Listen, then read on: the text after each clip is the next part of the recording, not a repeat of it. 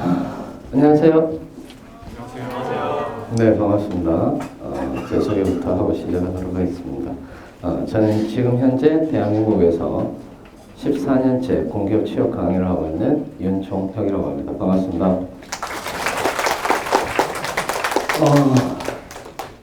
자, 오늘은 그 얘기부터 할게요. 여러분들이 이제 아마도 지금 여기 오신 분들 같은 경우는 아마 하반기 또는 내년 상반기 정도를 준비를 해야 되겠다라고 이렇게 생각을 하셔서 아마 오신 분들이지 않을까 이렇게 생각을 합니다. 그죠? 네. 그러다 보니까 이제 여러분들한테 오늘 좀 얘기를 해드려야 되는 부분 중에 하나는 뭐냐 하면은 2019년에 채용이 어떻게 진행이 되었고 그 다음에 어떤 식으로 직업기초 능력이 변했다라는 거, 그리고 공기업 시작 준비 방법이라든지 필기 준비 방법이라든지 이런 것들에 대해서 이야기를 좀 드리려고 해요. 항상 이제 제가 이야기를 하는 것 중에 하나가 이 부분이 있습니다. 뭐냐 하면은 지금 올해 이제 예정된 것 중에 하나가 23,335명 정도다 이렇게 얘기를 하고 있거든요. 그래서 지금 현재 가장 유력한 쪽 중에 하나가 이제 이렇게 보시면 되는 건데 23,335명 정도가 있다 이렇게 보시면 되는 건데 올해 지금까지 상반기에 이제 채용을 한 인원이 한 11,200명 정도, 11,200명 정도를 채용을 했고 아직 하반기에 한 10,000명 정도 채용이 조금 더 남았다라고 이렇게 이야기는 하고 있는데 벌써 공기업의 하반기는 시작이 되었습니다. 그러니까 여러분들이 대부분 공기업 하반기를 이제 9월달 이렇게 생각을 하시는데 조금 달라요. 여러분들이 대부분 이제 우리나라 같은 경우는 대체로 이제 민간 기업들에게 공채가 많이 맞춰져 있었죠. 지금까지는. 그러다 보니까 평균적으로 이제 3월부터 시작이다 또는 9월부터 시작이다 이렇게 얘기를 하는 경우들이 대부분인데 실제로 공기업 같은 경우는 원래 상반기 하반기가 없었어요. 원래 상반기 하반기가 없었고 그냥 자기들이 필요한 날짜에 이제 채용을 하는 것이 수순이었다가 지금 이제 한 몇 년 전부터는 상하반기 이렇게 얘기를 하는데 정확하게 얘기하자면 조금 큰 공공기관 같은 경우는 이제 중반기까지 생겼죠. 그래서 상반기, 중반기, 하반기인데 그냥 상하반기로 나눈다라고 이렇게 얘기를 하면은 이미 하반기는 시작되었다. 상반기는 보통 6월 달에 끝나는 거고요. 7월 후반부터 시작해서 7월 중순 또는 7월 한 하반기부터 시작을 해서 이미 채용은 시작되었고 어제 수정공사 시험을 쳤잖아요. 그렇지 않습니까? 어제 수정공사 시험 치신 분? 그래, 수정공사 시험 치셨으면 오늘 나오면 안 되지. 쉬셔야지. 수정공사는 어제 쳤고 어제 한전도 쳤죠, 시험을.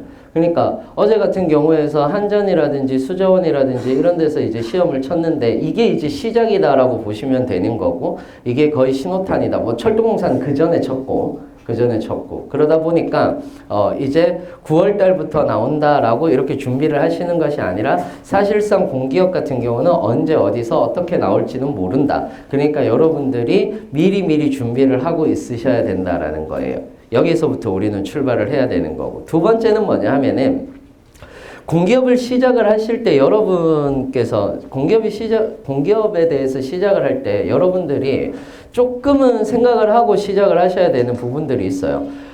사실 공기업에 대한 그 관심도가 굉장히 많이 높아진 건 사실이거든요. 그러니까 공기업에 대해서 관심도도 높아지고 그 다음에 공기업 가야 되겠다라고 이렇게 생각을 하시는데 사실 이렇게 생각을 하셔야 되는 거예요.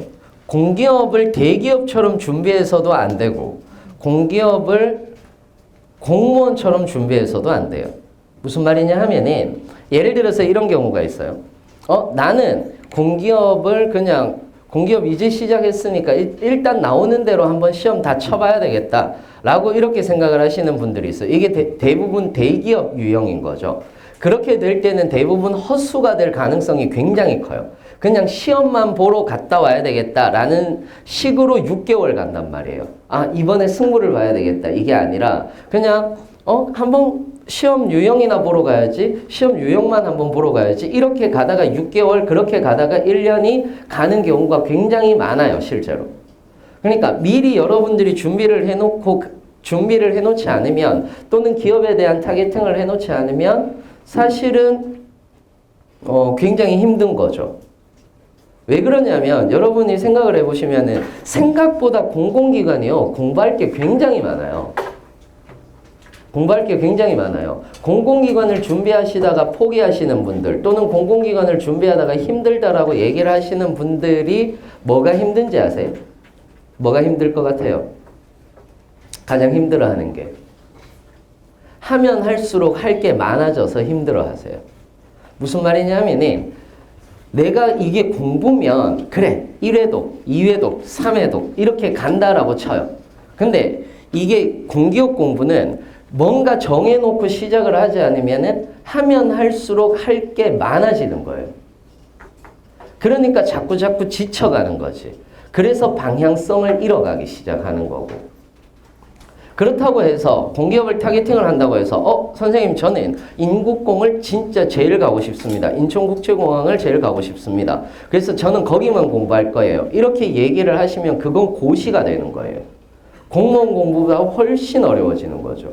왜냐하면은 인국공 같은 경우는 원래는 1년에 한 번 정도 쳤어요. 근데 요즘에 인원이 많아지면서 1년에 2번 정도 치는 경우들도 있는데 어차피 1년에 한 번 아니면 2번이에요. 그러면은 1년에 한 번 아니면 2번이면은 이건 공무원 시험보다 적고 공무원 시험보다 적게 뽑는 시험이 돼버리는 거죠.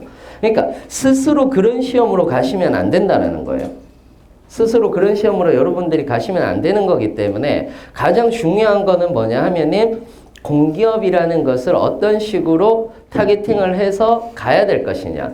이게 가장 중요한 거고. 그래서 오늘 그 얘기를 조금 드릴 거고요. 그 다음에 공기업 준비를 할 때 무엇부터 여러분들이 시작을 해야 되는 것이냐라는 것도 이야기를 해드릴 거예요. 자, 일단 오늘 이제 제일 먼저 이야기를 해야 될 것은 이거죠. 공공기관 채용 프로세스는 여러분들이 그냥 다 알고 계세요. 1차에서부터 3차까지 쭉 있다라고 이렇게 얘기를 하는데 중요한 건 1차에서부터 2차, 3차 면접 전형까지 쭉 있다라고 얘기를 하고는 있지만은 이걸 관통하는 부분이 있는 거예요. 무슨 말이냐? 자, 우리가 흔히들 NCS다라고 얘기를 하는 것들이 있어요. 대부분 여러분들이 한번 생각해 봅시다. 지금 공기업 준비 한 6개월 정도 하신 분. 6개월 이상 하신 분. 한 분. 밖에 안 계세요? 그럼 다 6개월 이하예요? 자, 공기업이 뭔지 나는 간보러 왔다라고 하시는 분. 간보러 왔다가 어감이 좀 그런가? 아무튼 공기업이 뭔지 나는 알고 싶어서 왔다. 공기업 취업 어떻게 하면 되는지 알고 싶어서 왔다. 오케이. 자, 나머지 손 안 대신 분들은 일단 공기업은 가고 싶으신 거예요. 공기업은 가고 싶으신 거고, 그래서 어떻게 준비하는지에 대해서 이야기를 하려고 하는 거다. 오케이. 자, 대부분 이제 제가 6개월 정도 넘으신 분이 한 분밖에 안 계시니까 제가 뭐라고 얘기를 못 하겠는데, 제가 항상 물어보는 말이 있어요. 공기업을 6개월 이상 진행을 했는데 만약에 옆에서 주위에서 나도 공기업 공부할래 라고 이렇게 이야기를 한다면 당신은 무엇을 준비를 시켜야 될 것인가? 당신은 6개월 정도 준비를 했으니까 6개월 정도 준비했으니까 친구나 아니면 후배가 나도 공기업 준비할래요. 공기업 준비 뭐부터 하면 돼요? 라고 이렇게 얘기를 하면 뭐부터 이야기를 해줘야 될까? 이게 이제 가장 중요한 거예요. 이게 가장 중요한 거예요. 그러면 이제 두 가지 분류로 나오는 거죠. 일단 토익부터 준비해. 취업의 메카는 토익인 거죠. 그러니까. 토익, 그냥 취업 준비한다. 그러면 토익부터. 이렇게 되는 거니까. 자, 그러면서 또 이런 얘기도 합니다. NCS 준비해야지. 이렇게 얘기해요. 그러면 NCS가 뭔데? 그러면 책을 책을 보여주면서 이거 공부해 라고 이렇게 얘기를 하는 경우들이 굉장히 많아요. 그래서 취업 못 하시는 거예요. 그래서 헤매는 거예요. 무슨 말이냐? 생각을 해보시면 아시는데 NCS다라고 얘기를 하는 것은 국가직무능력 표준이에요. 국가직무능력 표준이라고 해서 1차에서부터 3차까지를 전부 다 국가직무능력 표준이라고 얘기를 하는 거고 거기에 우리는 직무에 대한 적합도를 볼 것이다 라고 이렇게 얘기를 하고 있는 거예요. 그러다 보니까 1차에서부터 3차까지 모두 다 통틀어서 들어가는 것 중에 하나가 뭐냐면 회사에 대한 사업 그리고 회사에 대한 외부 환경, 회사의 정책 그리고 정부의 정책에 대해서 우리는 알고 있어야 된다라는 얘기를 굉장히 많이 해요. 굉장히 많이 하는데 안 하세요. 왜? 아무도 그걸 가르쳐 주지 않아서요. 무슨 말이냐면 우리나라엔 약간 이상한 게 있어요. 우리나라엔 약간 이상한 게 있는데 뭐가 이상하냐면은 정부의 정책에 대해서 얘기를 쭉 해드리다 보면은 저 사람은 너무 정치적이야. 강사가 너무 정치적인 것 같아. 이런 얘기들을 굉장히 많이 저는 개인적으로 굉장히 많이 들어요. 왜냐하면 공기업 강사이다 보니까 공기업 강의에 대해서 가장 핵심적인 부분 중에 하나는 정부의 정책과 관련된 얘기거든요. 그래서 저는 실제로 문바라는 이야기도 되게 많이 들어요. 문바라는 얘기도 많이 듣는데 그 이유 중에 하나가 생각해 보세요. 에너지 발전 공기업 강의를 해요. 지금도 에너지 발전 직무와 관련된 그 직업기초 능력을 조금 더 잘하시게 하기 위해서 이제 에너지 발전 공기업 쪽으로도 강의를 하고 있는데 에너지 발전 공기업 쪽으로 강의를 하면은 우리나라의 정부의 정책 자체가 탈원전이잖아요. 그래서 탈원전을 왜 해야 되는지 쫙 설명을 해서 영상을 올리면 그 밑에 댓글이 문바, 이인이 찬양 뭐 이런 식으로 쫙 달려요. 괜찮아요. 그거는 상관은 없는데 사실은 이게 직무 적합도라고 이렇게 보셔야 되는 게 맞아요. 뭐냐 하면은 대부분이 그냥 기업 분석을 하면 된다. 대부분 이거는 강사분들도 잘못된 부분들이에요. 이거는 반성을 해야 돼요. 강사분들도. 뭐냐 하면은 대부분 기업 분석하시면 돼요 라고 이렇게 얘기를 해요. 지는 기업 분석 안 해놓고. 그래서 홈페이지 보시면 돼요. 홈페이지에 이런 데에 찾아 들어가시면 돼요 라고 이렇게 얘기를 하는데 사실은 홈페이지만 봐서 되는 부분이 아니에요. 홈페이지만 봐서 되는 부분이 아니라 기본적으로 회사 사업의 외부 환경 그러니까 가장 중요한 게 뭐냐면 회사와 관련된 정책이에요. 예를 들어서 한국전력에서 올해 상반기에 나온 문제 중에서 이런 문제가 나왔었단 말이에요. N형 셀과 P형 셀에 대해서 비문학 지문이 나왔어요. N형 셀과 P형 셀 뭔지 아세요? 태양광 셀이에요. 태양광 셀 중에서 N형과 P형에 대한 차이에 대해서 얘기를 하고 그 중에서 P형이 더 좋다라는 얘기를 했어요. 그게 시험 문제에 나왔단 말이에요. 그러면 선생님 뜬금없이 과학 지문 나왔는데 뜬금없이 과학 지문이 나온 게 아니고 뜬금없이 반도체에 대해서 나왔어요 라고 얘기를 하는데 뜬금없이 반도체에 대해서 나온 것이 아니라 지금 현재 우리나라의 정부의 정책은 N타입의 셀과 P타입의 셀 중에서 P타입의 셀 중심으로 태양광 발전을 발전시키고 싶어 해요. 그러니까 당연히 그와 관련된 비문학 지문이 나오는 거죠. 그러니까 우리가 착각을 하시면 안 되는 것 중에 하나가 뭐냐면 회사와 관련된 내용이 안 나오는 것 같은데요. 회사에 대한 얘기가 안 나와요 라고 이렇게 얘기를 하시는데 그건 진짜 잘못된 생각이세요. 뭐냐면은 예전부터 뭐가 나왔었고 회사와 관련된 정책이라 정부 정책이라든지 이런 것들이 나왔었는데 법률이나 이런 것들이 나왔었는데 여러분들이 그것에 대해서 잘 모르다 보니까 그냥 이건 회사와 관련된 내용이 아니야. 직접적으로 써져 있어야 회사와 관련된 내용인 줄 아셨던 거예요. 그게 요즘 들어서 모듈형이다라고 이렇게 얘기를 하면서 여러분들이 많이들 찾고 계세요.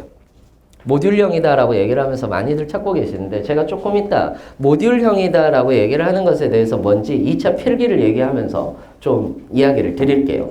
자, 서류 전형과 2018년도까지만 하더라도 서류 전형과 면접 전형에서는 회사와 관련된 내용들을 굉장히 많이 물었었고, 대부분 이제 직업기초 능력에서는 많이는 안 물었어요. 많이는 안 묻고 오히려 상식, 회사 상식 같은 경우로서 좀 나왔다가 이제는 직업기초 능력에서도 조금씩은 나오고 있다라고 이렇게 보셔야 되는 것이 맞는 거죠. 무슨 말인지 이해되세요? 그 다음에 여러분들이 궁금해 하시는 것 중에 하나가 이런 것들인 거예요. 블라인드 채용한다라고 얘기를 하는데 진짜 아무것도 보지 않습니까?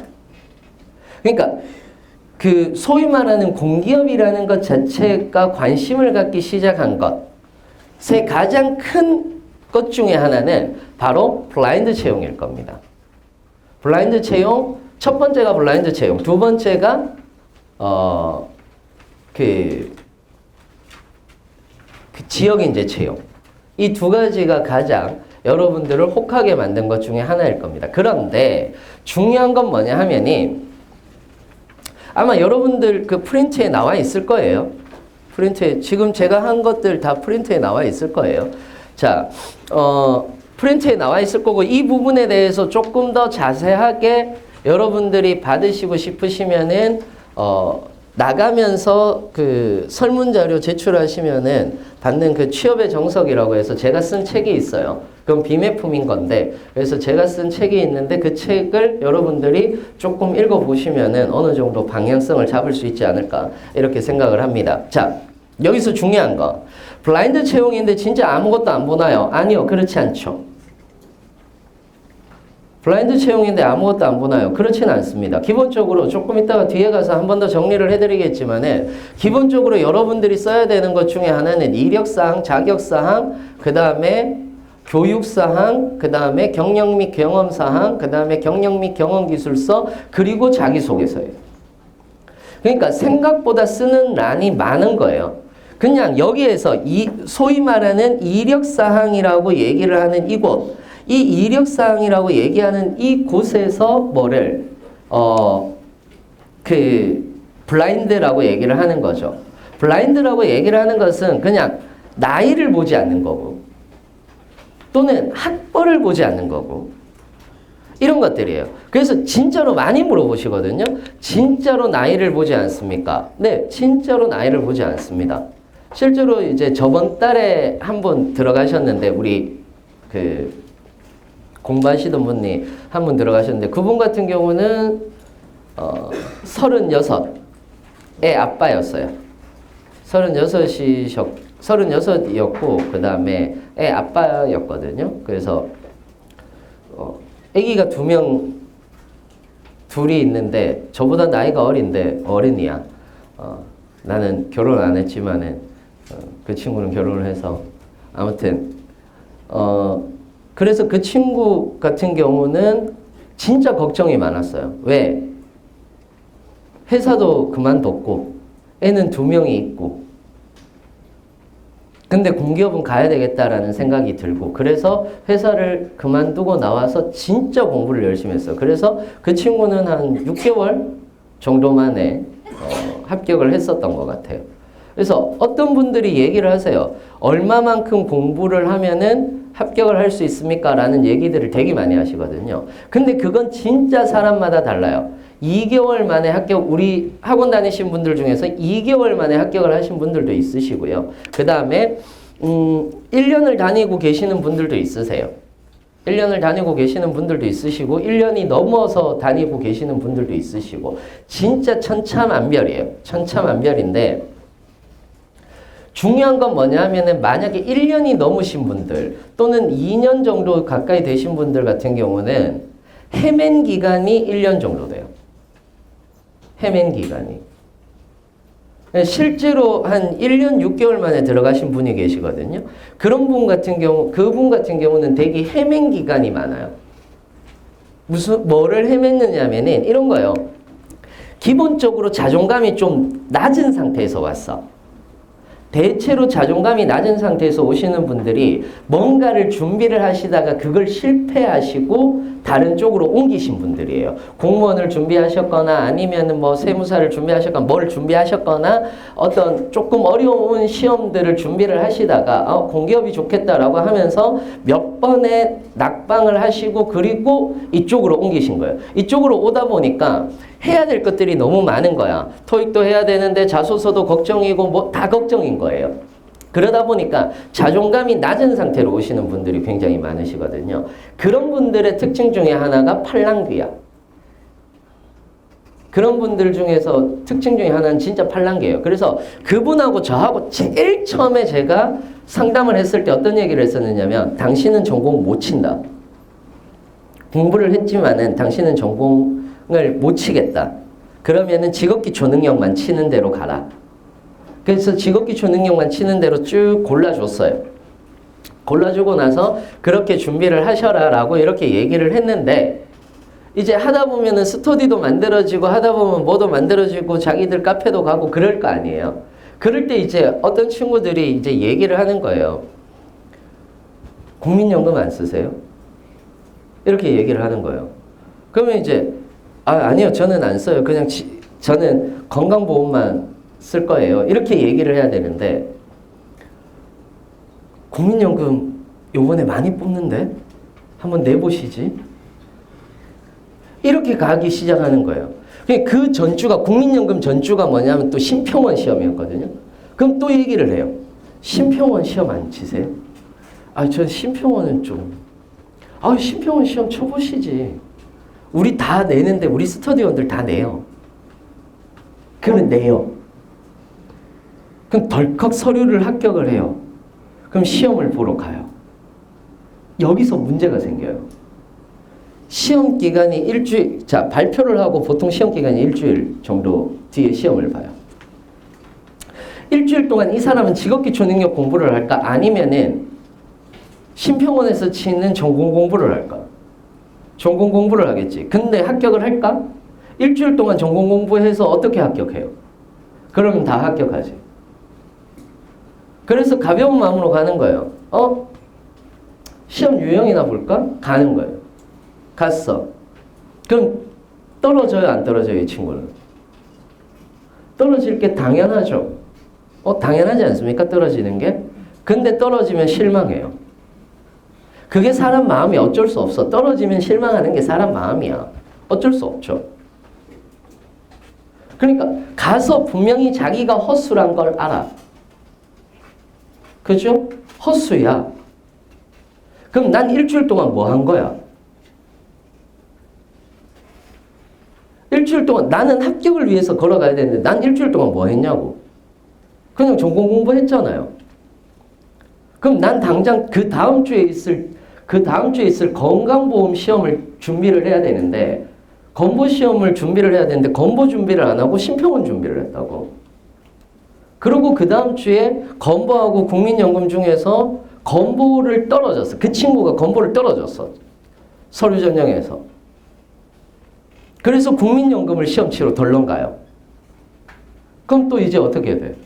또 그러고 나서 떨어지면 2, 3주 뒤에 발표가 나서 떨어지면은 또 멘탈이 또 나간다고요. 그럼 그거 회복하는데 걸리는 시간이 또 일주일이에요. 자, 지금 기본적으로 딱 봤을 때 몇 주를 허비했어요? 3주. 기본적으로 딱 3주가 날아가지. 무슨 말인지 이해되세요? 생각해 봅시다. 선생님, 저는 6개월 만에 들어가고 싶어요. 그 중에서 3주예요. 24주 중에 3주가 날아가.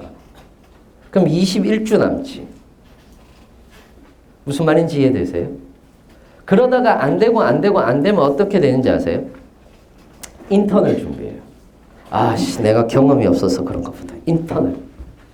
그래서 인턴을 내요. 인턴을 냈는데 자소서에서 떨어져요. 그럼 어떤 생각이 드는지 아세요? 자소서에서 떨어졌다는 생각이 안 들고 스펙에서 떨어졌다는 생각이 들어요. 그래서 방학 때 다시 토익을 준비하고 다시 커마를 준비해요.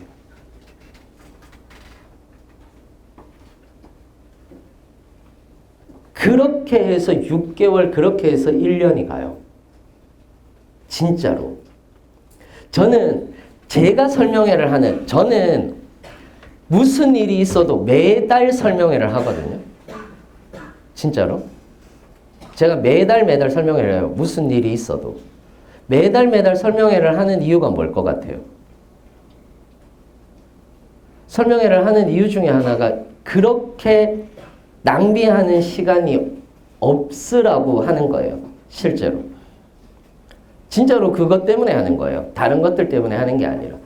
그래서 여러분들이 잘 알고 계셔야 돼요. 제가 그래서 1차에서부터 출발을 해봅시다.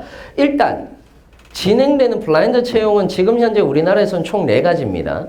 그래서 제일 많은 쪽이 어떤 쪽이냐면은 스펙을 완화하고 그 다음에 이력서하고 자기소개서가 좀 중요한 유형들이 있는 거고 이게 제일 많아요. 그 다음에 많은 쪽이 대부분 일정 자격이 되면은 모두 패스되는 유형이에요. 자, 여기에서 맹점이 있는 거예요. 여기에서 뭐가 맹점이냐면 자, 서류 전형은 대부분 통과시켜줘요. 수자원도 그렇고 한수원도 그렇고 철도공사도 그렇고 뭐 앞으로 소교공도 그렇겠죠. 그런데 문제는 뭐냐 하면 여러분들이 이렇게 되다 보니까 1차 서류를 통과를 시켜주다 보니까 사람이 많이 뽑는 쪽으로 몰리는 경향이 있는 거예요. 무슨 말이냐? 이번에도 똑같았어요. 이번에도 철도공사에서 1000명 정도를 뽑는데 1000명 정도를 뽑는데 수도권의 사무직렬을 많이 채용을 안 했어요. 그럼 수도권의 사무직렬을 채용을 많이를 안 했으니까 학생들이 전부 다 저한테 와서 얘기하는 게 선생님 저 통신직렬 내면 어때요? 통신직렬 내면 어떻게 생각하세요? 제가 그래서 그랬어요. 너 통신에 대해서 아는 거 있니? 직무에 대해서 공부를 해본 적이라도 요만큼이라도 있니? 없대요. 그렇지만 필기는 칠 수 있지 않느냐는 거예요. 그래서 저는 자기는 필기는 통과할 것 같대요. 여기를 치면 왜 300명 정도 뽑으니까 그 중에서 5배수 안에는 들어갈 것 같대요. 오케이. 그래 그렇다 치자. 그렇다 치자. 그럼 너 면접은? 면접도 5대1인데 면접도 5대1인데 너는 거기에서 너의 직무에 대해서 얘기할 게 도대체 뭐가 있니? 제가 인터넷 보니까 통신직인데 사무직으로 공부하다 통신직인데 들어갔던 친구 있다고 그러던데요. 있어요. 있다니까? 있는데 그건 소수예요. 그건 소수예요. 정말로 소수예요. 그러니까 자꾸 소수, 잘된 사람들의 소수를 보고 그걸 따라가려고 하면 안 돼요. 생각해 보세요. 우리 모두 다가 마크 주커버거가 될 수 있어요? 마크 주커버거가 이런 얘기를 했어요. 계속 실패해라. 그게 젊음이 가진 특권이다. 거기에 동의하세요? 난 100% 동의 안 해요. 우리나라는 그 구조가 아니에요. 그러니까 기본적으로 여러분들이 생각을 하셨을 때 소수를 따라가면 안 돼. 잘된 소수를 따라가면 안 돼요. 잘된 소수를 따라가는 게 아니고 성공한 다수를 따라가야 돼요. 근데 대부분 통신직 많이 뽑는데 나 가야지. 면접에서 100% 떨어지세요. 그게 좋다 이거야. 1500명 중에 1명 정도는 그럴 수 있어. 통신직렬로 사무직렬 공부하다 통신직렬로 해서 채용이 될 수 있어. 하지만 나머지는 아니라고요. 얘들이 바보가 아닌 이상 면접을 그렇게 뽑진 않는단 말이에요. 그걸 제일 경계하셔야 되는 거예요. 적게 뽑아요. 일단 공공기관은요. 많이 뽑는 게 아니에요.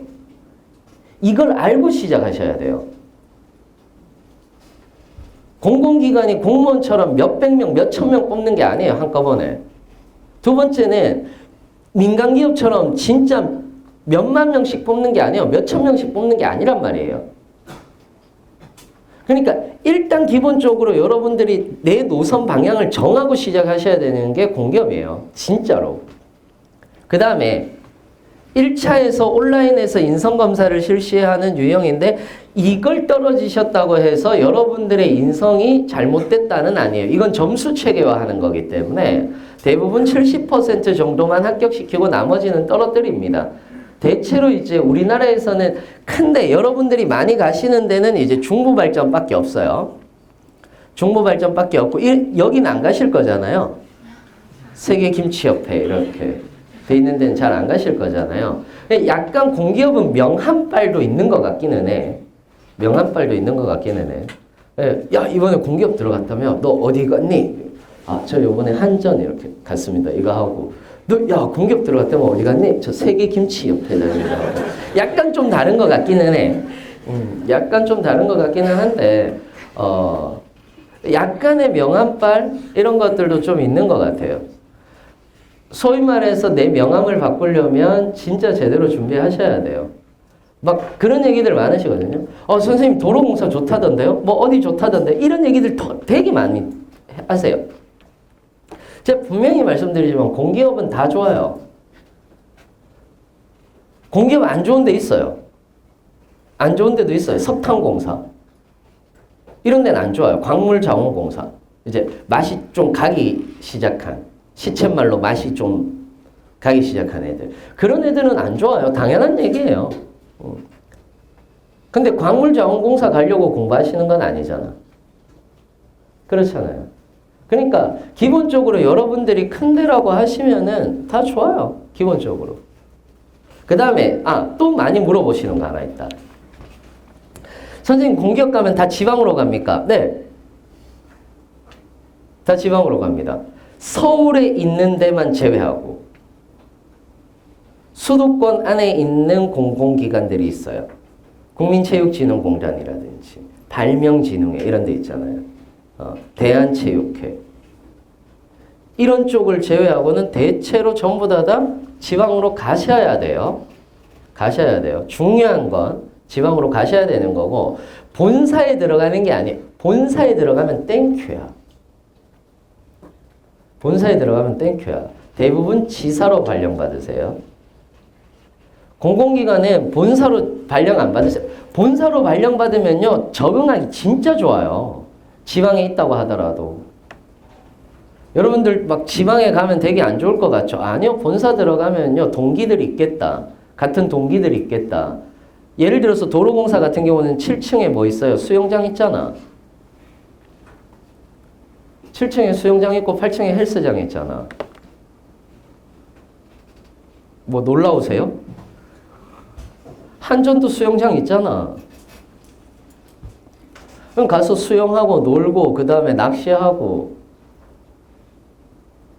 친해지는 그러니까 취미 활동하는 게 너무 좋아요. 실제로 제가 아는 친구 한 명이 제 아는 동생이었는데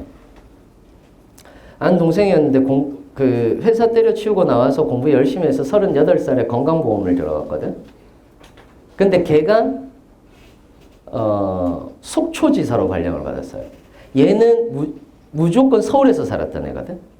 어렸을 때부터 서울에서 살아서 서울에서 직장을 잡고 직장 생활도 서울에서 했던 애거든요. 속초를 딱 갔어요.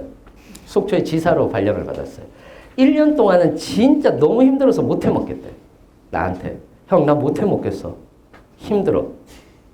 요즘에는 뭐 하는지 아세요? 6시 땡 마치면요. 서핑에, 스킨스쿠버에, 암벽 타기에 미쳐요, 얘는. 그래서 얘의 꿈은 그거예요. 퇴직하고 여기에 서핑 센터를 차리는 거. 이게 꿈이에요. 자기 너무 좋대요. 그래서 서울 안 올라오냐? 이러니까 안 올라간대요. 그래서 토요일, 일요일 날은 부업으로 서핑 강사를 해요. 부업으로 서핑 강사를 해요.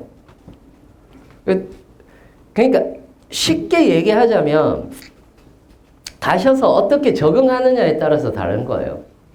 그 고비는 1년이실 거고 수도권 안에서 뭐 할 수 있는 방법 없습니까?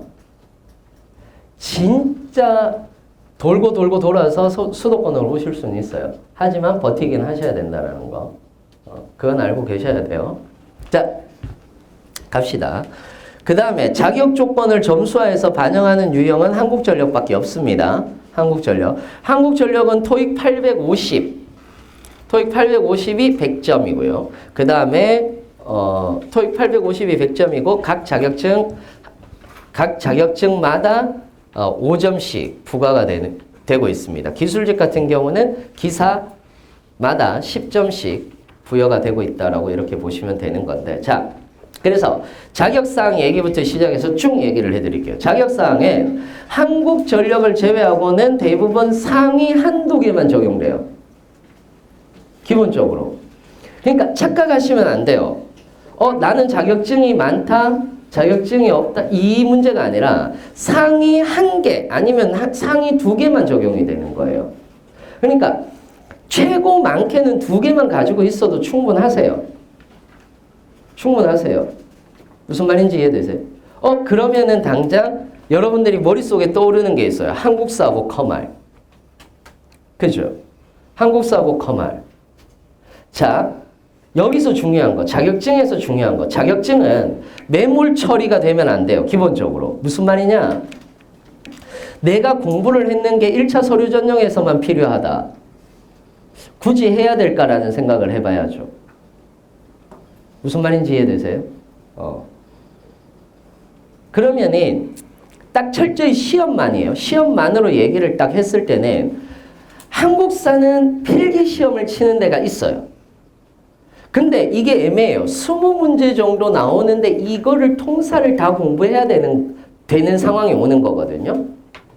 그러면은 한국사 검정능력 시험을 준비를 하면서 통사를 어느 정도 준비를 해놓고 내가 2급 정도만 하더라도 충분하시니까 통사는 한번 보고 나머지 시험 기간 때 내가 한국사를 봤던 거니까 한 번 더 복습한다는 차원에서 하실 수 있는 부분이 있어요. 실제로. 무슨 말인지 이해되시죠? 두 번째, 커말. 이건 애매해요. 이건 애매해요. 왜 애매하냐 하면 저는 여러분들이 진짜 자격증 2개를 하신다면 커말 대신 토스를 하시거나 하라라고 이야기를 많이 하는데 해커스라서 그러는 게 아니야. 제가 분명히 말씀드리지만 해커스라서 그러는 게 아니야. 뭐에 대해서 얘기를 드리고 싶으냐면 커말 시험이 되게 애매해요. 저도 상담을 좀 하는데 학생분들이 요즘에는 제가 바빠서 상담을 못 드리고 있는데 1대1 상담이라든지 이런 것들을 요즘엔 제가 안 하고 있거든요. 안 하고 있는데 제가 유일하게 학부모님만 1대1로 상담을 해드립니다. 요즘에 학부모님들도 되게 많이 찾아오세요. 여기도 학부모님 분들이 좀 몇 분 계시기는 하지만은 찾아오세요. 실제로. 중요한 게 학부모님, 여러분들의 부모님을 저한테 보내세요. 계몽시켜서 돌려보내드릴게요. 정말로. 절대 여러분들한테 공부하는 소리라든지 이런 것들을 안 하게끔 해서 돌려보내드릴 테니까 보내세요. 진짜예요. 진짜예요. 저는 무조건 공기업만 하라라고 얘기 안 해요. 1대1 상담에서. 제 특징 중에 하나거든요. 1대1 상담에서 안 될 것 같으면 아예 얘기를 다르게 돌려줘요. 다르게 돌려요. 실제로 예전에 학부모님하고 같이 오셨는데 학부모님은 공기업을 보내고 싶은데 이 친구는 공부를 더 하고 싶어요. 공부를 더 하고 싶어요. 그래서 제가 어떻게 할게? 학부모님을 제가 설득했어요. 얘는 공기업 못 들어간다고. 들어가더라도 100% 1년 안에 나온다고.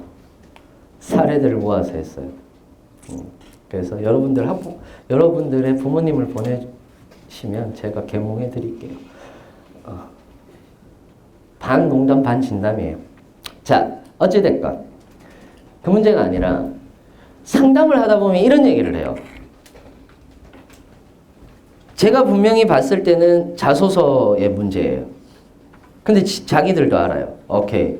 그래서 자소서를 이런 식으로 하셔야 되고요. 그래서 자소서에 문제가 있는 것 같아요. 라고 이렇게 얘기를 드리면 네, 그렇죠. 자소서 너무 못 쓰는 것 같아요. 전 경험도 없고요. 그래서 자소서 얘기를 한 20분 동안 실컷 해요. 그러고 이제 나갈 때는 이런 얘기를 해요. 선생님, 근데 커말은 해야 되나요? 이렇게 얘기를 해요. 그리고 뒤에 한마디 덧붙여요. 저 1차까지는 쳤는데 이래요.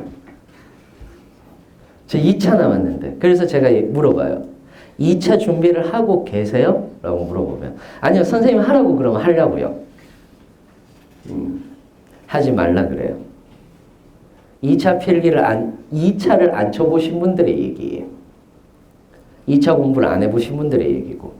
커말 따신 분. 커말 따신 분. 네, 괜찮아요. 자랑스럽게 손 드세요. 괜찮아요. 자, 안 힘드셨어요? 그렇죠. 커말 1차까지는 하신 분. 이 중에서 2차를 준비하고 계신 분. 공부를 하고 계신 분. 오케이. 3분. 안 힘드세요? 공부하시는 거? 힘들죠. 근데 문제는 동기도 안 생기죠. 커말의 맹점이에요. 동기가 안 생겨요. 한국사는 하면서 재밌어요. 논쟁도 할 수 있어. 설민석파와 최태성파 이렇게. 논쟁도 할 수 있어. 괜찮아 그거. 그리고 심지어 재밌기도 하고 어디 가서 술 먹다가 잘난 척도 할 수 있어. 실제로. 야, 대한민국이 어떻게 써진 건지 아나? 야, 임마, 재헌절인데 이 정도는 알아야 되는 거 아니야? 이런 식으로 하면서 얘기를 할 수도 있고 잘난 체를 할 수도 있어. 그런데 중요한 거는 뭐냐 하면은 커말은 하다가 어떤 느낌이 드느냐면 이걸 내가 왜 하고 있을까? 이게 진짜 도움이 될까? 자꾸 하면서 의심을 해요. 공부는 하면서 의심되는 공부는 하면 안 돼요. 진짜로. 하기 싫어서가 아니야. 한국사도 똑같이 하기 싫어요. 근데 하기는 싫지만은 재미가 있거나 아니면 그래 내가 어딘가에서 써먹을 수라도 있겠지라는 진짜 요만한 동기라도 있으면 되는데 커말은 진짜 하면 할수록 이걸 내가 왜 하고 있지라는 생각이 드는 거예요. 아니 막말로 토익이나 토익 스피킹이야. 그래 되게 막연하게 그래 언젠가는 영어를 쓸 날이 올 테니 라는 생각이라도 하지. 우리 엑셀 해요. 파워포인트 잘 한다고.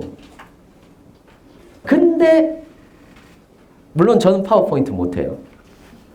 저는 어렸을 때부터 이걸 써왔기 때문에 맥을 써왔기 때문에 제가 약간 액땡이거든요. 그래서 이제 키노트만 쓰고 있어서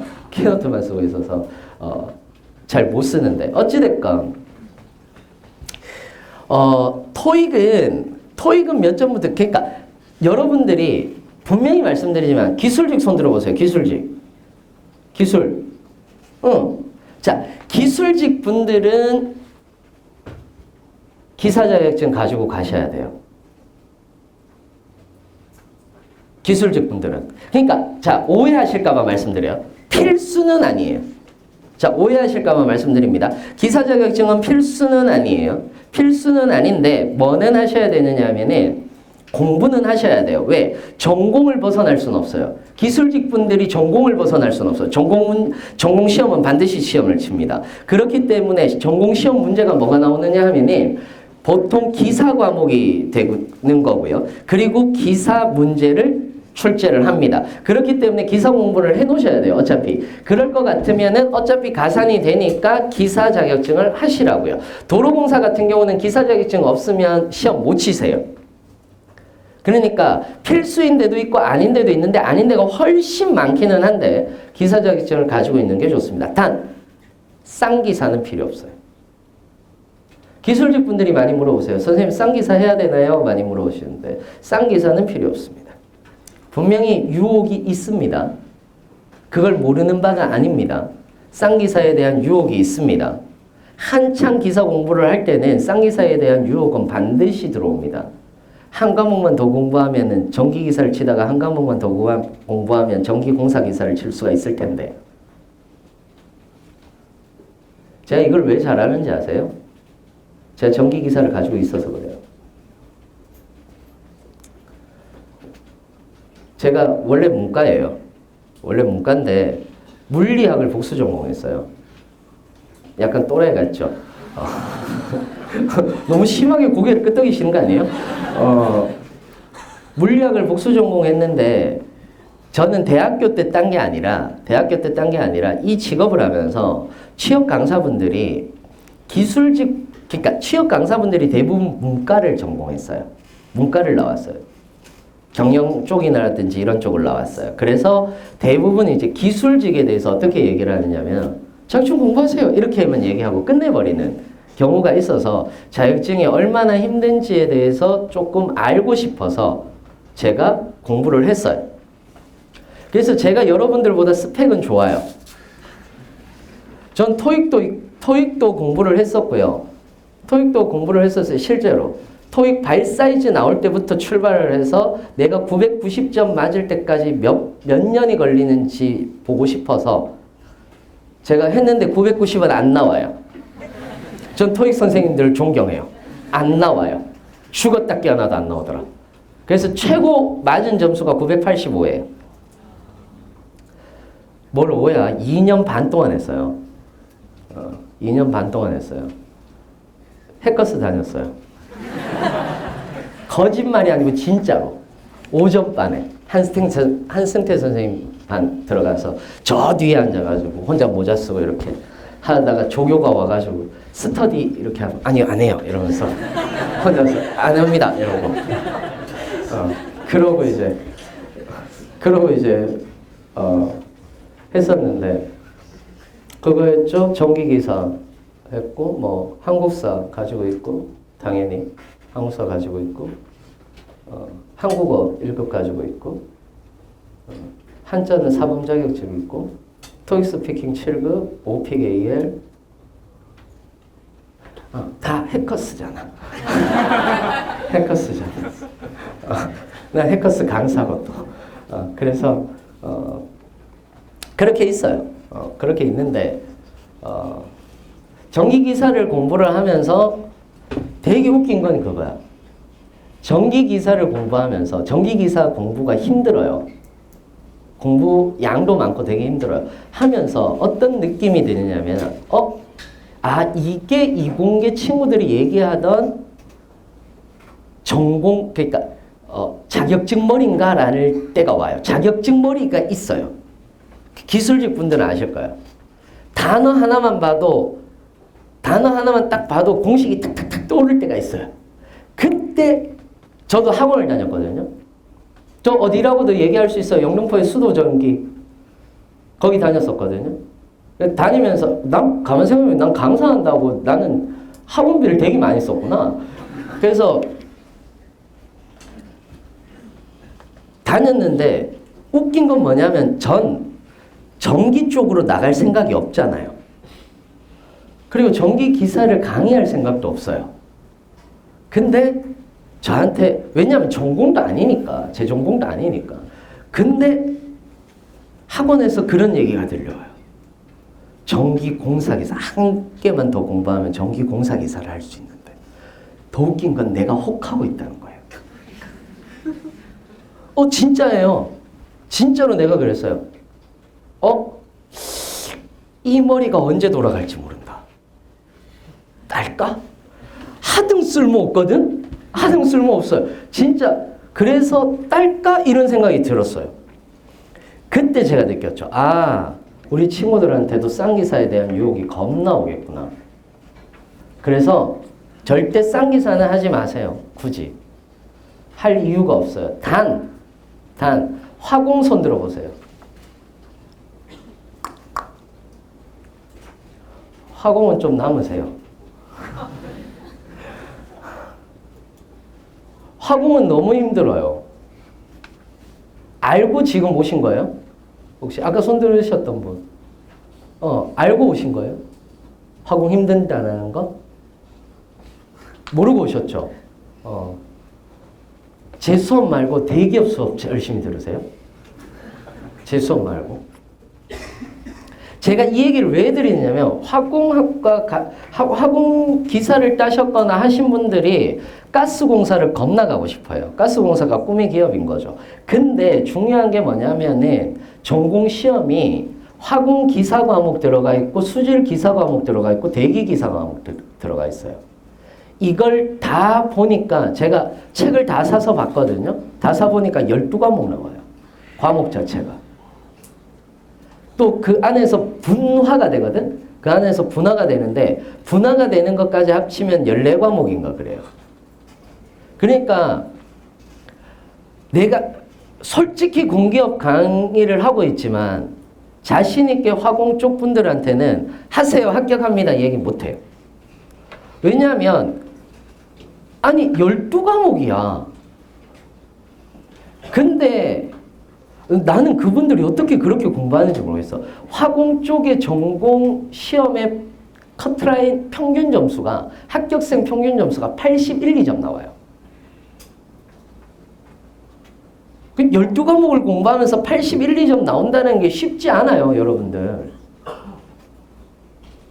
그러니까 그쪽으로 몇 년씩 공부하신 분들이야. 그래서 제가 물어봤어요. 화공 쪽으로 합격하신 분들한테. 물어보니까 평균 3년, 평균 2년, 평균 3년이에요. 근데 내가 이걸 알고 있는 이상 화공 지금 제가 손들라고 했지만은 그분들한테 제가 공격 준비하세요. 할 수 있습니다. 라고 못해요. 이거는 정말로 못하는 거예요. 못할 짓인 거예요. 그래서 제가 웬만하면 다른 분들한테는 공기업이면 공기업, 대기업이면 대기업 준비를 하라라고, 그러니까 딱 정해서 하라라고 하는데 화공분들한테는 유일하게 대기업까지 같이 생각을 하셔라. 그리고 웬만하면 대기업을 메인으로 가셔라. 라는 얘기를 되게 많이 해드려요. 아니면 2, 3년 딱 생각하고 가시는 게 맞고. 이해되셨죠? 자, 그 다음에 토익은 740 이상부터. 토익도 말들이 많은데 740 이상부터예요. 그러니까 토익을 더 맞아야 됩니까? 맥시멈이 850인 거고 오히려 한국전력공사는 850, 인천국제공항공사는 900점 이상. 그러니까 영어가 직무인 경우들이 있어요. 그러면은 900점 이상인데 이것도 뭐 970, 80이 아니고 930 이상이라고 생각을 하시면 되는 거고요. 자, 그 다음에 교육사항을 적는데 1차 서류에서 교육사항을 적는데 안 적으면 떨어지세요. 안 적으면 떨어지세요. 그래서 기술직 분들은 대부분 해당 전공 과목을 적으시면 되는 거고요. 사무직 분들은 경영, 경제, 회계, 정치, 사회복지, 상담, 법, 행정, 그 다음에 국제무역, 통계, 글쓰기, 토론 이런 것들을 전부 다 교양 과목이든 전공 과목이든 전부 다 적으시면 돼요. 그러니까 교양 과목이든 전공 과목이든 여러분들이 이것과 관련되어 있는 것들이 있어요. 없지 않아요. 그러면 여러분들이 적으시면 되는데 직업교육을 받아야 됩니까? 라고 물어보신다면 직업교육은 자 어떤 분들이 받는 거냐 하면은 이공계를 인문계 고등학교를 나오셨는데 내가 뭐 군대도 갔다 오고 아니면은 내가 인문계 고등학교를 나왔는데 대학은 가기 싫고 그냥 내가 먼저 취업을 하고 싶은데 여기는 학벌을 안 본다라고 하니까 라고 하는 분들이 계세요. 가끔가다. 인문계 고등학교예요. 마이스터고나 특성화 고등학교는 아무 상관없고요. 인문계 고등학교 또는 음악을 하신 분이나 그러니까 예체능 계열 쪽 있죠. 예체능 계열 쪽으로 이론으로 하신 분들 말고 실기로 하신 분들, 이론으로 하신 분들은 있어요. 분명히 넣을 게 있어요. 그러니까 뭐 이런 것들 돼요. 뭐 몸의 경영 뭐 이런 것들. 난 도대체 그게 무슨 과목인지 모르겠는데 아무튼 몸을 경영한대요. 그런 것들 다 돼요. 근데 뭐 무슨 마케팅 이런 것들 다 돼요. 근데 실기로 하신 분들이 계세요. 그런 분들은 직업교육을 받으셔야 돼요. 그런 분들을 제외하고는 다 직업교육은 안 받으셔도 되는 겁니다. 아시겠죠? 그 다음에 경력 및 경험 사항을 적는 란이 있어요. 팀 프로젝트, 동아리, 동호회, 공모전, 전 직장, 아르바이트, 인턴 다 됩니다. 가끔 가다가 선생님 제 동호회가 직무와 관련이 없습니다. 전 축구 동아리고 농구 동아리인데요. 라고 이렇게 얘기하시는 분들이 있는데 거기에 직함을 적는 란이 있어요. 거기에 그냥 총무라고 적으세요. 그러면 다 됩니다. 그러니까 별 문제 없이 다 된다. 그 다음에 경력 및 경험 기술서는 오해하시는 분들이 계신데 자소서를 오해하시는 분들이 계시는데 실제로 갈등이나 문제 해결을 쓰는 것이 아니에요. 오히려 그냥 조직에 대한 소개와 자신의 역할, 획득한 역량만을 적는 것. 이것이 대부분 경력 및 경험 기술서다라고 이렇게 생각을 하시면 됩니다. 그리고 자기소개서를 적으시면 되는 거죠. 기본적으로 이제 이력사항들은 이런 식으로 적으시면 되는 거고요. 그래서 사진이 없는 게 특징입니다. 요새는 사진이 없는 게 특징이라서 굳이 안 하셔도 되는 거고. 아이고. 그래서 제가 이거 캡처하려고 지원했어요. 보시면 아시겠지만. 교육사항 같은 경우는 대부분 학교교육, 직업교육 이렇게 나눠져 있는데 이걸 다 적어야 됩니까? 아니고요. 그냥 학교교육만 적으시면 됩니다. 오케이? 여기까지 이해되셨나요? 자, 그래서 1차 서류는 이렇게 보시면 되는 거예요.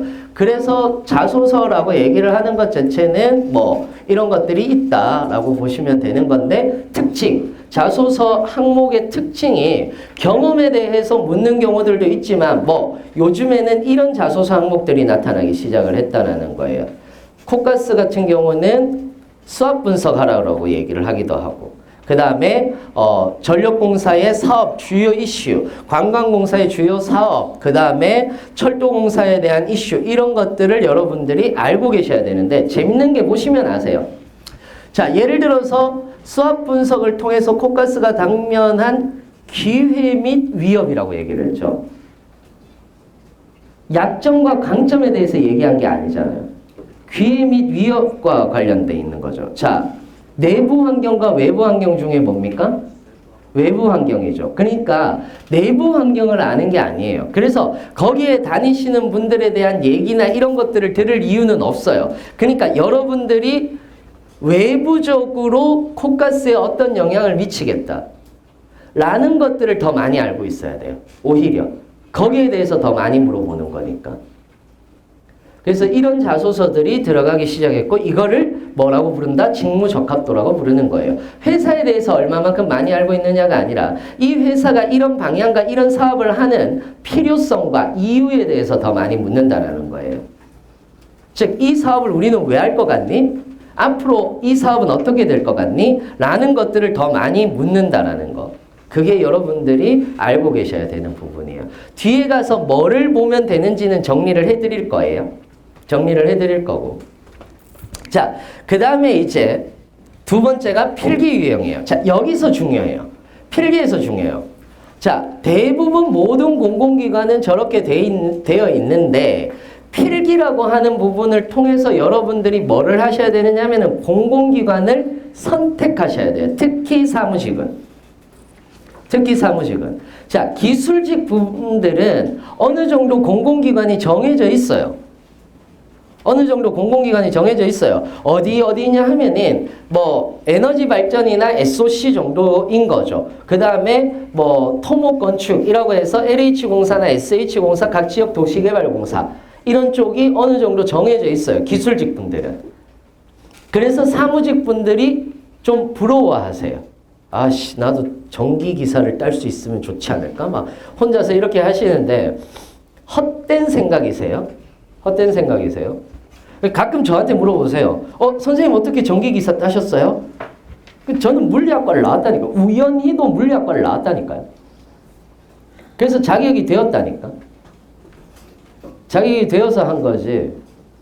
아니면 여러분들이 어떻게 하셔야 되느냐 하면은 산업기사를 따시고 1년 6개월 있다가 기사를 따실 수 있어요. 그렇게 하시던지. 굳이 그렇게 할 이유는 없잖아, 근데. 그죠? 자, 아이고요.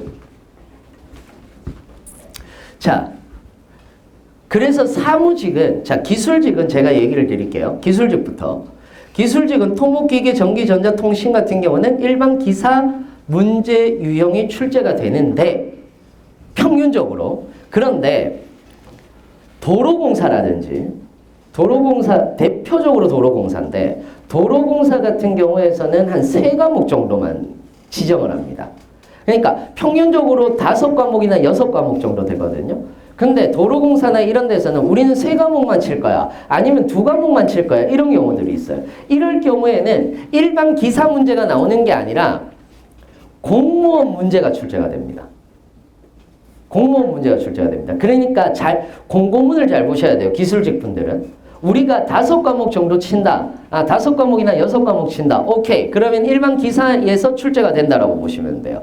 그리고 그 문제집을 보시면 됩니다. 하지만 3과목을 치는데 여긴 2과목 치는데 라고 하시면은 대부분이 뭐를 보시면 되느냐 하면은 공무원 문제 출제용으로 나온다 라고 보시면 돼요. 무슨 말인지 이해되세요? 이해되셨죠? 자, 그 다음에 화공은 제가 말씀드리잖아요. 화학기초, 화공기사, 수질기사, 대기기사 과목을 다 봅니다. 다 봅니다. 그래서 자신 있으면 들어오세요. 자신 있으면. 저도 가슴 아파요. 이 얘기를 하면서. 제가 14년 동안 하면서 요 근래에 화공 쪽으로 들어가신 분을 딱 2명 봤어요. 딱 2명 봤어요. 그분 2명이 전부 다 3년 정도 하신 분들이에요. 전공만 1년 반 하신 분들이고. 화공 중에서 이건 얘기해드려야겠다. 화공 중에서 가스기술공사도 있거든요. 가스기술공사도 있는데 거기는 화공기사, 위험물기사 이렇게 있고 그 다음에 가스안전기사가 있나 봐요. 가스안전기사가 있는데 가스기술공사는 화공 쪽으로 뽑기는 하는데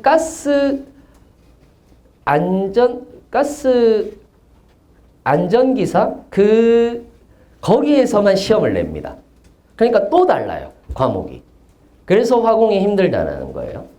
그 다음에 환경 쪽 같은 경우는 뭐 워낙 안 뽑긴 하지만 수질기사, 대기기사 과목 정도가 된다라고 보시면 되는 거고요. 그 외에 사무직은 잘 보세요. 사무직은 자 직업기초 능력만 치는 데도 있고요. 오케이?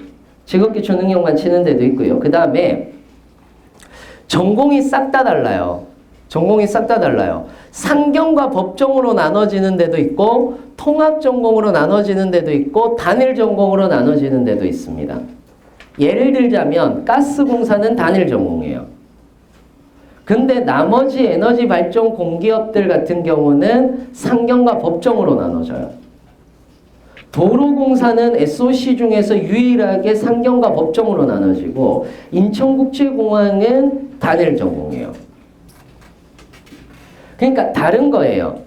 국민연금은 통합 전공인 거고 경제경영 법행정을 다 보는 거고 그 다음에 사회복지공기업들 같은 경우는 경영경제 법행정을 다 봐요. 그런데 또 지방공공기관 같은 경우는 행정 쪽이 많이 출제가 돼요. 또 다 보는 데는 없어요. 다 보는 데는 없고 법학과 행정학 경제경영회계인데 오히려 어디 사무직 같은 경우 일반 중앙형 공공기관 같은 경우는 상경과 법정 중에서 상경을 더 많이 뽑는데 지방공공기관은 법정 특히 행정 쪽을 더 많이 뽑아요. 그러니까 다른 거예요. 아예 노선이. 무슨 말인지 이해되세요? 노선이 달라요. 그러니까 정확하게 내가 전공을 뭘 보는지 알고 시험을 치셔야 돼요. 무슨 말인지 이해되세요? 거기에서부터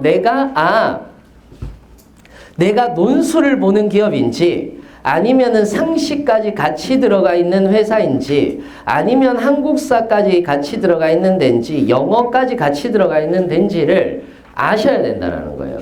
예를 들어서 이런 거죠. 자, 예를 들어서 이렇게 생각해 봅시다. 나는 상경과 법종으로 갈래요. 그러면 몇 개가 딱 나와요.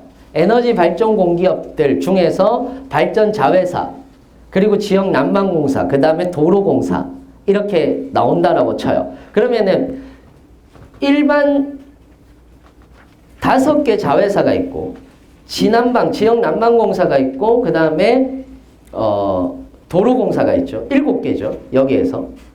오케이? 7개죠. 그러면 자 여기에서도 다 생각을 하셔야 돼요.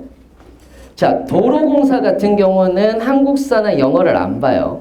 근데 이 중에서 남부발전 같은 경우는 이 중에서 7개 중에서 거의 다가 한국사를 봐요. 도로공사 빼고 한국사를 다 보거든요. 그럼 한국사는 시험을 쳐야 되는데 공부를 해야 되는데 여기서 중요한 건 남부발전만 또 영어 시험을 봐요. 그러면 생각을 해야 돼요.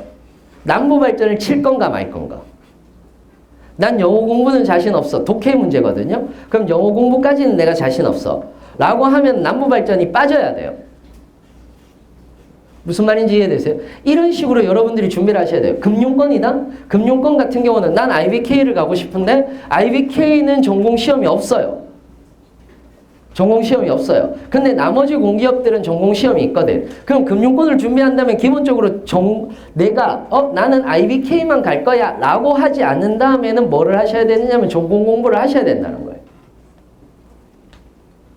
무슨 말인지 이해되세요? 그러니까 내가 처음 시작했을 때 나는 이런 공기업을 가고 싶어로 준비를 하시는 게 아니라 나는 이런 공부를 하고 싶어. 공부를 하고 싶은 사람들은 없지. 정정할게요. 공부를 하고 싶은 사람들은 없지. 정정할게요. 나는 이런 공부까지는 할 수 있어 라고 정하신 다음에 거기에서 기업들을 봐야 돼요.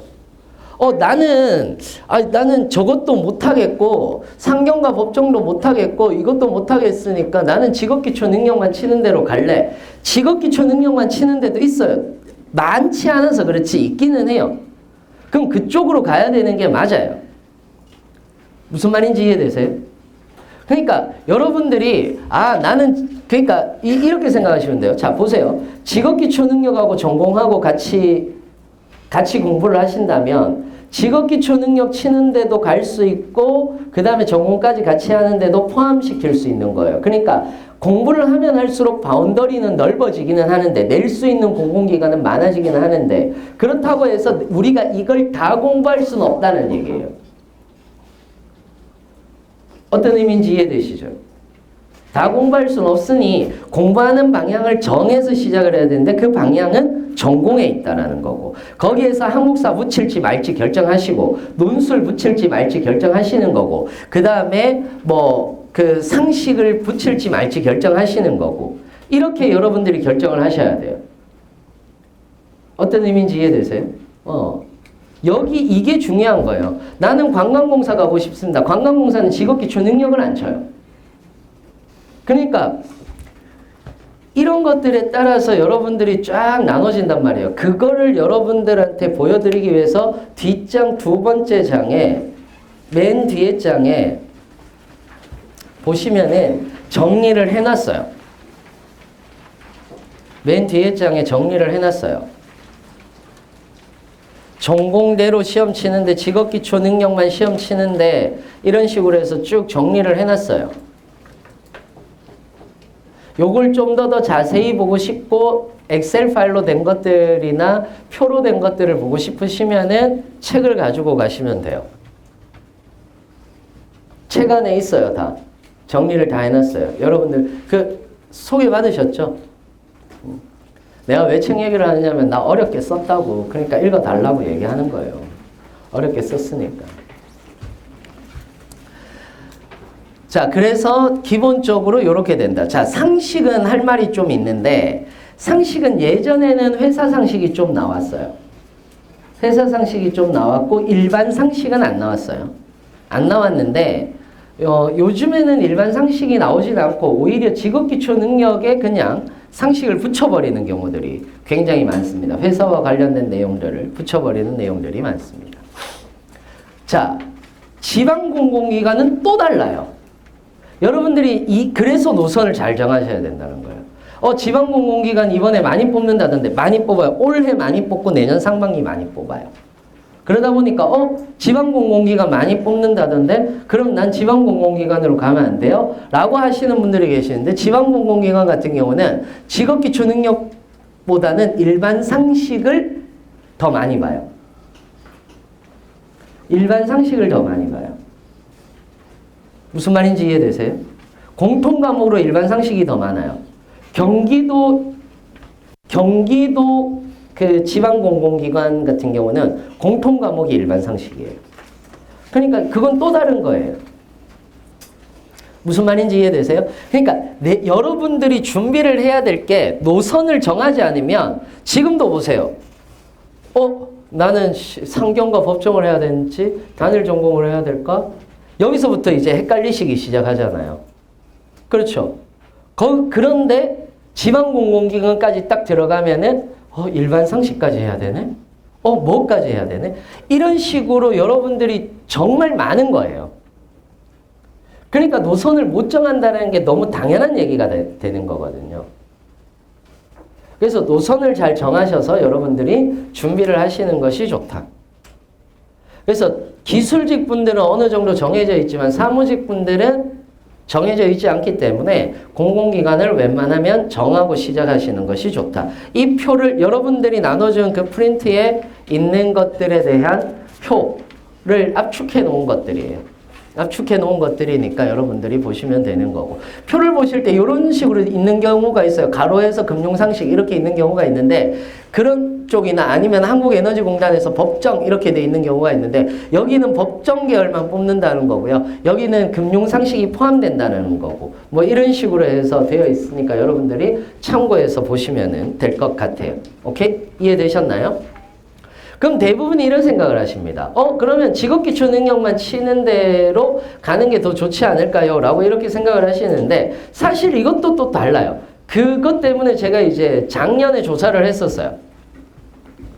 작년에 제가 조사를 했었는데 1000명을 대상으로 100군데의 공기업을 간 친구들을 중심으로 해서 조사를 했기 때문에 플러스 마이너스 오차는 있습니다. 그래서 평균 점수입니다. 평균 점수입니다. 오차 범위는 있습니다. 오차 범위는 한 5점에서 7점 정도 차이는 있을 것 같은데 제가 약간 변태처럼 이런 거 좋아하거든요. 막 이렇게 모으고 수집하고 자료 막 분석하고 이런 거 겁나 좋아하거든요. 그래서 이런 걸 하고 있고 지금 상반기도 지금 모집 중이에요.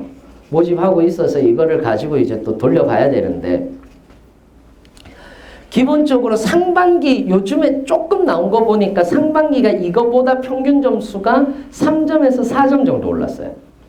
평균 점수가 3점에서 4점 정도 올랐는데 직업기초 능력 같은 경우만 칠 때는 약 한 75점 정도 평균 점수가.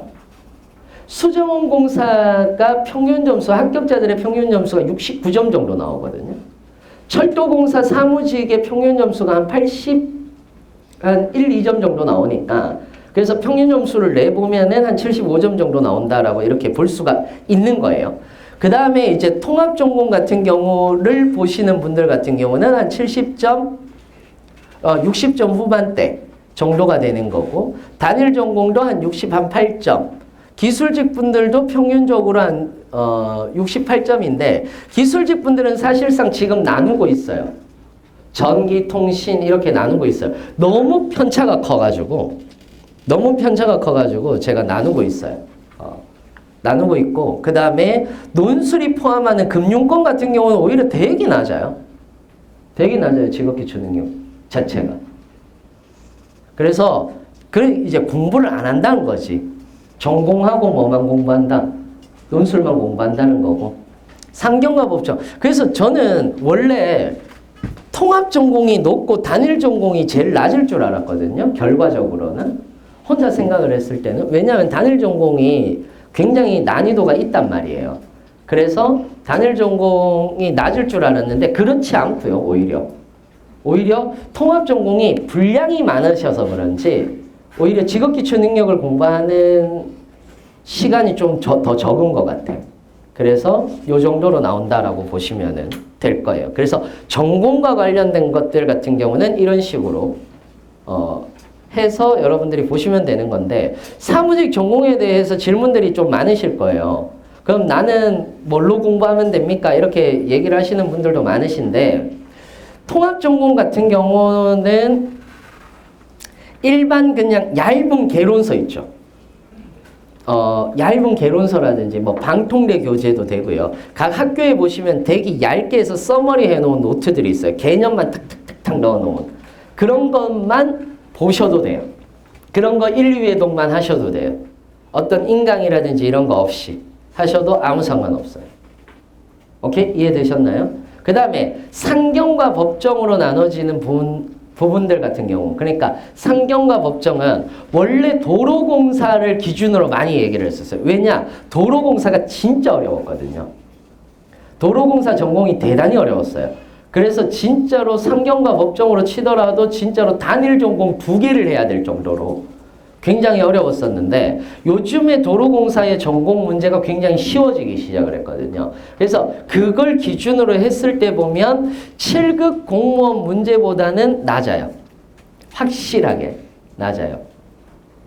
그래서 저는 처음에 시작할 때는 인강을 보시라고 얘기를 많이 드려요. 처음 시작할 때는 인강을 보시라고 하는데 보통 경영학, 경제학 인강들이 막 70몇 강씩 이렇게 있거든요. 있는데 그런 거 보지 마시고 CPA는 더 하죠. 막 100몇십 강씩 있잖아요. 근데 그런 거 보지 마시고 30강, 40강짜리 압축된 인강들이 있어요. 30강, 40강짜리로 압축된 인강들이 있는데 그 정도 하시고 문제풀이 하셨을 때 만약에 7급 공무원으로 문제풀이 하셨을 때 65점 정도 나오면 상경과 법정은 합격권 이라고 생각을 하시면 돼요. 65점 정도 나오면 합격권이라고 생각하시면 돼요. 그러면은 실제로 시험 칠 때 한 80점 초반대는 나오더라고요. 그래서 이제 이야기를 드리는 거고. 그 다음에 단일 전공 같은 경우는 7급 공무원 정도 난이도는 된다. 라고 이렇게 생각을 하시면 돼요. CPA로 준비를 해야 됩니까? 라는 얘기를 많이 하시는데 그 정도까지는 아니에요. 그 정도까지는 아니에요. 그렇기 때문에 뭐 한국은행이나 아니면은 금융감독원을 준비하시는 분들은 CPA보다 높아요. 전공 시험이. 무슨 말인지 이해되세요? 만만하게 공부하면 안 돼요. 한국은행이나 금융감독원 가실 분들 같은 경우는 CPA를 준비하세요. 제가 봤을 땐 그게 빠를 수도 있어요. 물론 CPA를 해서 뭐 사무실로 들어가고 어디로 들어가는 것보다 뭐 회계법인이나 이런 쪽으로 취업을 하는 것보다 한국은행이 100배는 낫긴 해요. 제가 보는 입장에서는. 권력의 중심이에요. 한국은행과 금융감독원은. 근데 그것보다는 어렵다라고 얘기를 드릴 수가 있는 거예요. 이해되셨나요? 이해되셨죠? 여기까지. 그러니까 1, 2차가 솔직히 얘기하자면 공기업은 1, 2차가 제일 중요해요. 1, 2차가 중요해요. 면접이 안 중요하다는 건 아니에요. 하지만 2차를 준비하면서 면접을 준비할 수 있는 것들이 많아서 그래요. 회사와 관련된 것들이라든지 이런 것들에 대한 질문들이 굉장히 많이 나온단 말이에요. 요즘에는. 그러니까 예를 들어서 한국전력 1차 면접 같은 경우는 100% 전공만 물어봐요. 사무직 분들한테는 전부 다 회사와 관련된 내용만 물어봐요. 1차에서. 그러니까 인성이라든지 태도라든지 이런 것들을 보는 경향들이 많이 줄었다라고 보시면 돼요. 면접에서. 그래서 2차 준비를 하면서 면접까지 준비를 어느 정도 대답을 할 수 있는 부분이기 때문에 제가 이야기를 드리는 거고. 자, 그러면 마지막으로 직업기초 능력에 대해서 얘기를 좀 해드릴 거예요. 자, 직업기초 능력에 대해서 얘기를 좀 해드려야 되는데 일단은 의사소통이라든지 수리능력, 문제해결, 자원관리 10가지 영역이 있어요. 자, 지금까지 전공에 대해서 얘기를 했는데 전공은 공부예요. 그죠? 근데 직업기초 능력은 훈련이에요. 정확하게 얘기하자면. 무슨 말이냐? 많이 풀고 많이 맞추는 게임이에요. 이건. 다 풀 수 있느냐 없느냐? 다 풀 수 없어요. 대부분 여러분들이 요즘에 인터넷에서 얘기하는 게 모듈형, 그 다음에 모듈형, 피셋형 이런 식으로 나누시거든요. 그러면서 이제 제일 많이 물어보는 게 모듈형이 뭐예요? 라고 이렇게 많이 물어보시는데 모듈형은 다른 거 없어요. 자, 그냥 얘기를 좀 드릴게요. 전체적으로. 자, 여기에서 보시면 워크북 문제라고 얘기를 하는 것들 있죠. 워크북 문제, 워크북 문제 이런 것들 있죠. 이런 워크북 문제라고 얘기를 해서 개념만 나오는 경우들이 있어요. 개념. 문서 이해의 단계 중 틀린 것은 뭐 이런 식으로 외워야 되는 것들. 이런 것들이 있어요. 그런 문제들이 올 상반기부터 나오기 시작했다는 거예요. 작년까지는 안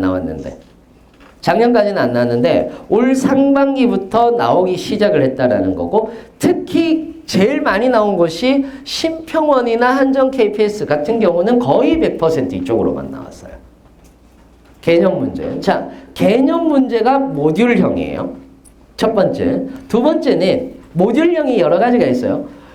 두 번째는 뭐냐면은 의사소통과 관련돼서 회사와 관련된 산업과 관련된 문제들 이런 문제들이 증가하고 있어요. 하나만 보여드리자면 이런 문제들인 거예요. 다음 글의 내용과 일치하는 것은 이라고 나오면서 에너지 수급 체계에서 에너지 생산자와 소비자의 합성어인 에너지 프로슈머라는 어쩌고저쩌고 이게 중부발전에서 나온 문제예요. 중부발전 시험 치신 분들은 아시겠지만 중부발전에서 에너지 프로슈머에 대한 얘기가 나왔었거든요. 그래서 에너지 프로슈머에 대한 얘기가 이렇게 나오고 있는 거죠. 자, 중요한 건 여기에서 회사 관련 지문들이 나오고 뭐 이런 식으로 해서 답은 몇 번인가 라고 얘기를 했을 때 이렇게 이게 답인 건데 자 다시 가면 내가 왜 애니메이션을 넣어놨을까? 예쁘긴 하잖아요 애니메이션이 그죠? 또 키노트 애니메이션은 또 예뻐요. 잡스가 하던 건데 오죽하겠어요. 자 대부분 이제 이렇게 의사소통 수리 문제 해결인데 수리 문제 해결 같은 경우는 오히려 기존의 문제와 변화가 없었어요. 그랬다라는 건 피슨 유형이 좀 나오고 있다라는 얘기인 거고 그 외에는 개념 문제예요. 자 보세요. 개념 문제와 회사와 관련된 문제들 이런 문제가 뭐다? 우리는 모듈형이라고 얘기를 하는 거예요. 결국 지식을 가지고 있어야 풀 수 있는 문제를 모듈형이라고 얘기를 하는 거예요. 오케이? 이해되세요? 무슨 말인지 아시겠죠? 그러면 자, 아까 제가 얘기했어요. 직업기 초능력은 뭐 한다? 직업기 초능력은 많이 맞추고 많이 풀기 게임이라고 그랬죠. 그럼 많이 풀어야 돼요. 그래서 많이 맞춰야 돼요. 그러려면 뭐가 발목을 잡을까? 여기에서 과목 중에서 보세요. 대부분이 수리하고 문제 해결이 나의 발목을 잡는다고 생각하시는 분들이 많으세요. 천만의 말씀. 수리하고 문제 해결은 재밌어요. 공감을 1도 안 하시는구나. 재밌어요. 무슨 말이냐면 나중에 되면 여러분들은 수리하고 문제 해결만 해요. 100%. 왜? 이게요. 느는 느낌이 심해요. 좋아요. 왜냐하면 하면 할수록 느는 느낌이 있어요. 그래서 수리하고 문제 해결을 해요. 근데 나머지는 하면 할수록 느는 느낌이 안 나요. 특히 의사소통이 그래요. 의사소통이 시간을 줄이기도 애매하고 뭐 하기도 애매하고 미쳐요. 그래서 제일 많이 듣는 말. 제가 의사하고 자원관리를 가르치거든요. 제일 많이 듣는 말이 그거예요. 선생님 이거 해서 늡니까? 늘어요. 제대로 공부를 안 해서 그렇지. 늘어요. 실제로 어떠냐면은 이런 거예요. 의사소통은 덜 읽고 문제를 풀어야 돼요. 그래야 시간을 줄이지. 아까 이 문제 봤잖아요. 이게 의사소통으로 나온다니까? 그럼 이 문제는 다 읽을 필요가 있어요, 없어요? 알고 있으면, 회사와 관련된 걸 알고 있으면 읽을 이유가 없다라는 거죠. 덜 읽고 문제를 풀어야 돼요. 그래야 시간을 세이브를 하지. 두 문제, 세 문제 정도를 여러분들이 덜 읽고 문제를 푼다? 아니면 네 문제 이상을 덜 읽고 문제를 푼다? 그것만큼 좋은 게 어디 있어요? 그렇지 않습니까? 그것만큼 좋은 게 어디 있어요? 비문학 지문이 증가를 했다고 하더라도 덜 읽고 문제를 푸는 것만큼 좋은 게 없고, 비문학 지문도 역시 마찬가지로 연습을 하면 덜 읽고 문제를 풀 수 있거든요. 그게 가장 중요한 포인트예요. 의사소통에서는. 어떤 친구가 저한테, 그러니까 중부발전 시험 칠 때 제가 문자를 제일 많이 받았어요. 되게 많이 받았어요. 카톡을 엄청 받았어요. 왜 받았느냐면은 그때가 5월 달이었을 거예요. 5월 달이었는데 5월 달에 이제 중부발전 시험이 있었을 텐데 제가 그때 구안의사가 왔거든요. 벨마비. 아세요? 구안의사 벨마비. 한쪽 얼굴이 마비되는 거예요. 그게 와서 아직까지 제가 지금 현재 이쪽 얼굴이 아직까지 덜 고쳐졌어요. 그래서 눈이 잘 안 깜빡여지고 약간 말할 때 삐뚤게 보이는 이유가 그것 때문인 거예요. 그것 때문인데 아무튼 제가 약간 설명충이라서 그때도 마스크를 끼고 지금은 이제 마스크를 안 끼고 하는데 그때도 마스크를 끼고 이제 좀 피곤했던 모양이죠. 그래서 벨마비가 와가지고 뭐 내가 벨마비가 걸렸다라고 얘기를 하면서 벨마비가 뭐야? 라고 하면서 한 5분 정도를 설명을 해줬어요. 설명을 해주면서 이제 젊은 사람들도 걸릴 수 있으니까 조심해야 된다. 젊은 사람도 몇 % 정도는 걸린다더라. 뭐 이런 식으로 설명을 해줬는데 중부발전에 벨마비 지문이 나왔어요. 진짜로. 진짜 우연인 거예요. 그죠? 아니, 내가 뭐 알고, 이제 카톡 내용이 웃긴 거야. 쌤, 감사합니다. 감사할 일은 아니잖아. 감사할 일은 아닌데, 어찌됐건, 쌤, 감사합니다. 벨마비 지문이 나왔는데, 안 읽고 두 문제 풀었어요. 막, 이렇게 얘기를 하는 거예요. 그리고 에너지 발전 쪽은 당연히 8차 전력 수급 계획 나왔었는데 그거 한 3문제 나왔었고 에너지 프로슈머 한 두 문제 나왔었는데 그거 해서 한 7문제를 안 읽고 풀었다. 그래서 수리하고 문제 해결을 푸는데 도움이 되었다. 이런 얘기들을 제일 많이 들었는데 벨마비가 걸려서 감사합니다를 처음 들어봐가지고 좀 당황하긴 했는데 지금 제가 한 말에 힌트가 있어요. 어떤 힌트가 있느냐? 수리 능력하고 문제 해결 능력이 제일 중요하다고 그랬어요. 즉, 우리는 왜 떨어지느냐 하면은요, 의사소통 풀다가 다른 문제 독해하다가 수리하고 문제 해결을 풀 시간을 없는 거예요. 절대적인 시간이라는 거, 계산해야 되는 절대적인 시간이라는 게 존재를 하거든. 근데 저기에서도 한 20문제씩 나온단 말이에요. 그럼 이거 2분만 가면 40분이야. 그럼 60분 주는데 나머지 30문제를 30분 동안 풀어야 돼. 말도 안 되는 얘기예요, 이게. 말도 안 되는 얘기예요. 그렇기 때문에 가장 중요한 게 개념 문제 전부 다 중요해요. 자기계발이라든지 이런 것들 중요해요. 왜 중요하냐? 3문제 정도밖에 안 나오는데 왜 중요하냐? 3문제를 그냥 가는 거랑 그냥 맞추고 그냥 가는 거랑 1분 안에 3문제를 풀어놓고 그냥 가는 거랑 아닌 거랑의 차이가 있단 말이에요. 그래서 이거는 평소에 공부하는 게 아니야.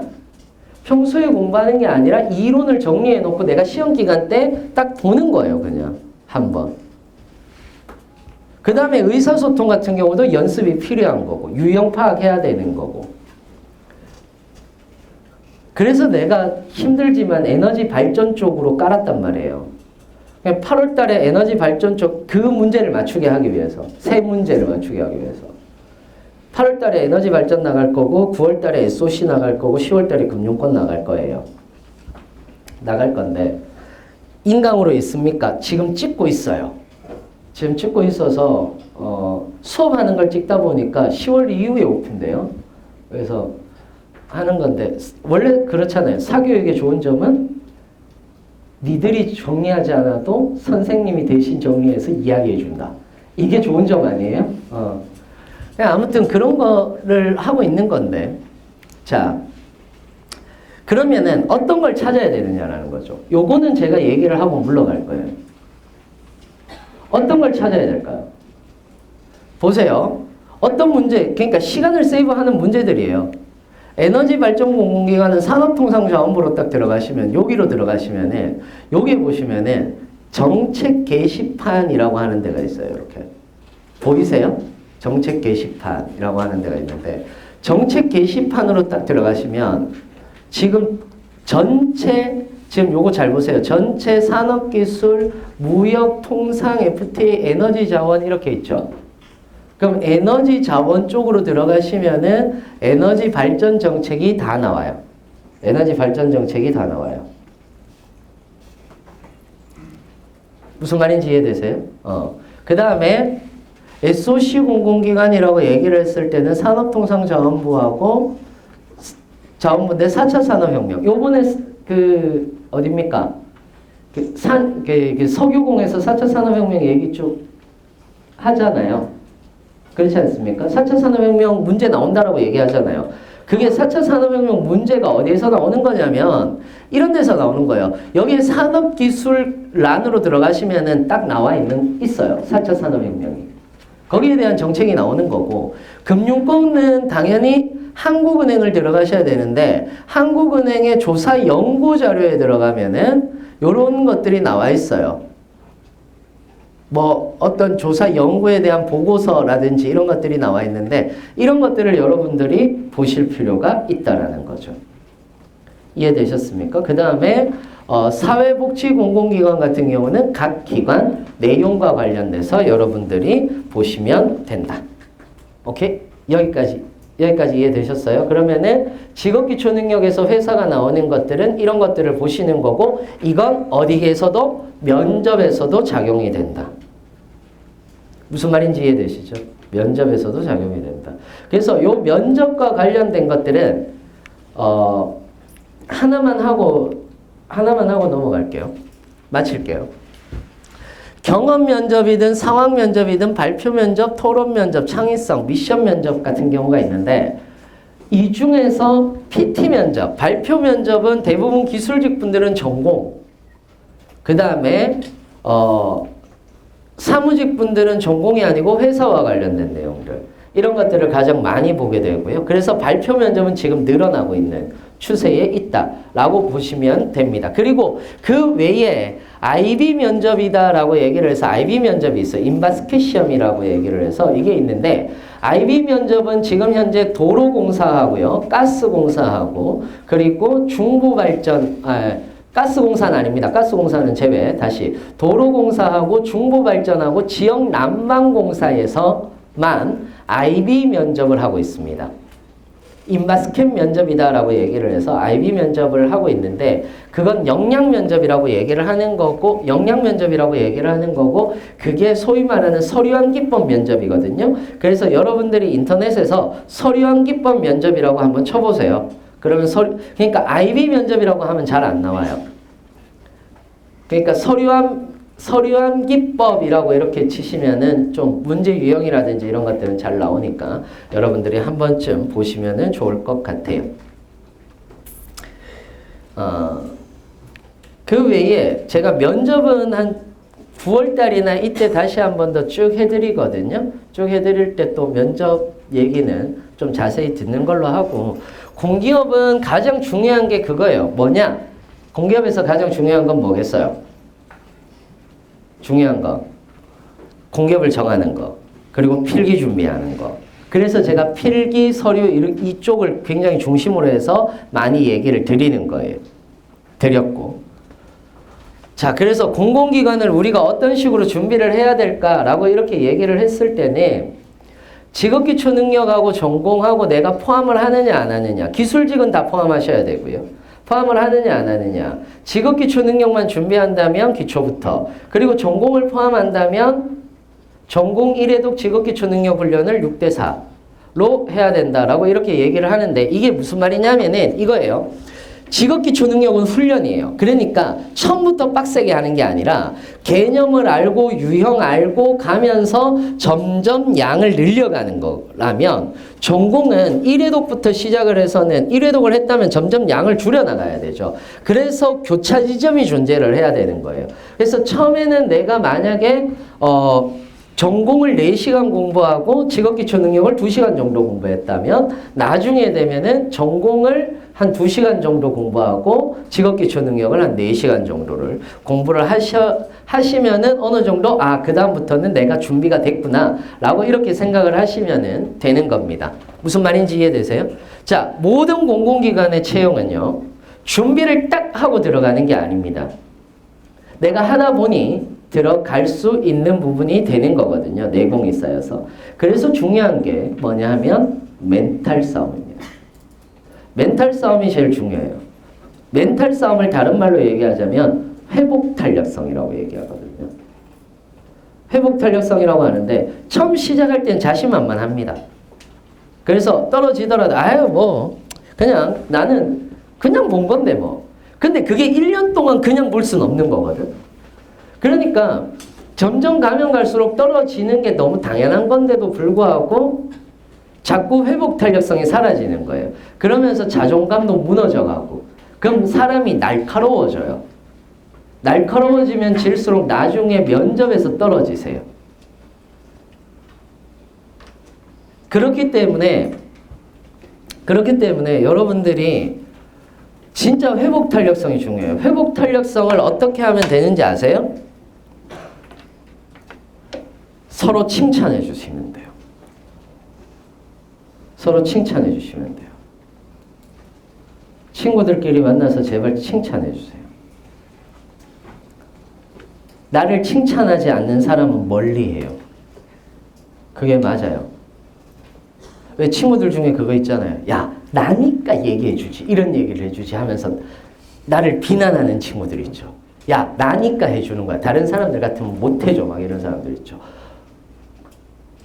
멀리 하세요. 너니까 떠나는 거야 하면서 멀리 하세요.